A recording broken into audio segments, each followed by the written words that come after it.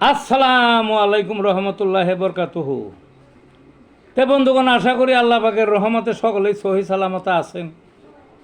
তে কবি গাজী আক্কাস আলী ইউটিউব চ্যানেলের পক্ষ থেকে আপনাদের সকলের প্রতি রইল একান্ত আন্তরিক শুভেচ্ছা ও ভালোবাসা। তে বন্ধুগণ, এখন আপনাদের সামনে যে গুরুত্বপূর্ণ বয়ানটা রাখবার চেষ্টা করব, বয়ানটা হলো মুমূর্ষ বা অজ্ঞান রোগীকে হোমিওপ্যাথিক চিকিৎসার নিয়ম কি?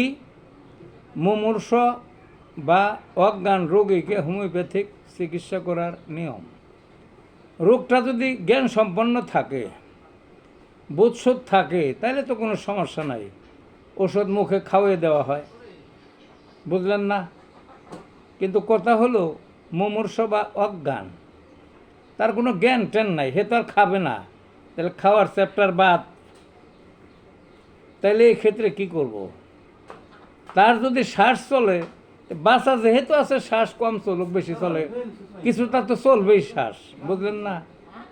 কাজে ওষুধটা সেই ক্ষেত্রে নাকের গুড়ে নিয়ে ধরতে হবে, একটু কিছুক্ষণ কয়েক মিনিট নাকের গুড়ে নিয়ে ওষুধটা কোনো জিনিসের মধ্যে বা এমনি হাত দিয়ে ধইরা বা হাতে ভরে রাখতে হবে, আঙ্গুলের মাথায় ভরে বা যে কোনো জিনিসের মাথায় ভরে, মানে এক কথায় ওষুধটা তাতে কি হবে, ওই যে তার শ্বাস প্রশ্বাসের সাথে ভেতরে যে ওষুধটা একটু, মানে শ্বাসের সাথে ভিতরে যে ওষুধের যে একটু যাবে, ওই ঘ্রাণ যাবে বা যাবে তো কিছু বাতাসের সাথে, ওতেই তার কাজ হয়ে যাবে, এই কথা। তাও যদি সম্ভব না হয় তাহলে কি করবেন?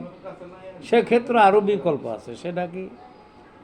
তাইলে নাক টাক হয়তো নেবৃতে জুইবার হয়েছে, ভিতরে শ্বাস যায় না, আছে তাও বাসা আছে কোনো রকমে অজ্ঞান অবস্থায় বা এমনি, তাহলে কী করবেন?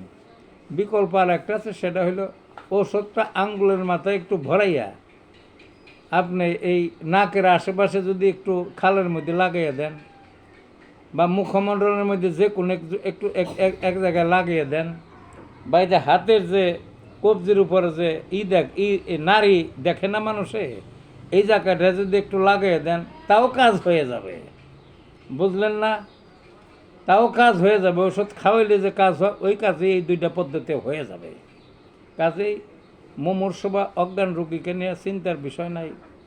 হয় নাকের কাছে ধরবেন, অথবা ওই নাকের আশেপাশে খালের মধ্যে এটা একটু লাগিয়ে দেবেন, অথবা নারী যেখানে দেখেন এই যে হাতে বা আরও নার্ভের যে জায়গা টাকা আছে, তাও যদি না বুঝেন, শরীরের এক জায়গায় একটু ওষুধটা একটু প্রলেপ দিয়ে দিলেই কাজ হয়ে যাবে।